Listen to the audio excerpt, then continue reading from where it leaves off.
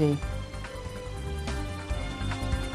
Et le ministre de l'Éducation, Gabriel Attal, est devenu à 34 ans le plus jeune chef du gouvernement de l'histoire de la République française à l'issue d'un remaniement ministériel censé donner un nouveau souffle à la présidence d'Emmanuel Macron. Les informations en détail. Les ministres des Affaires étrangères égyptiens et allemandes ont affirmé que les efforts doivent être faits pour faciliter l'aide à Gaza avant de soutenir que les actions actuelles menant déportation des Palestiniens sont inacceptables.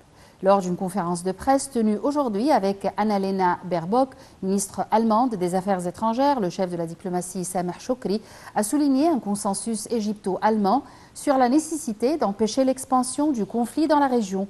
Il affirmait que l'Égypte condamne l'agression contre les journalistes et les entraves à leur mission. M. Shoukry a de même insisté sur la nécessité de se concentrer sur un cessez-le-feu, traiter les questions de sécurité, faciliter l'accès humanitaire et prévenir les déplacements.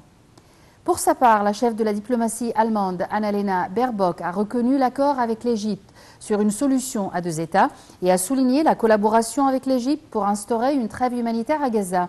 Elle a exprimé ses craintes d'une aggravation du conflit et a confirmé la continuité de l'assistance de l'Allemagne aux Palestiniens, bien qu'insuffisante. L'Allemagne refuse catégoriquement tout déplacement des Palestiniens, qu'ils soient en provenance de la bande de Gaza ou de la Cisjordanie, a-t-elle affirmé.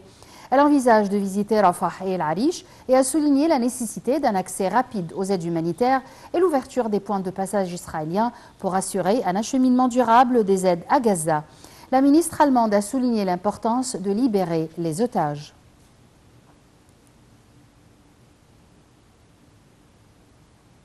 Plus de 3 mois après le début de la guerre entre Israël et le Hamas à Gaza, le chef de la diplomatie américaine Antony Blinken a appelé aujourd'hui à Tel Aviv le Premier ministre israélien Benjamin Netanyahu à épargner les civils palestiniens pris au piège dans le petit territoire assiégé. Pas de répit sur le terrain.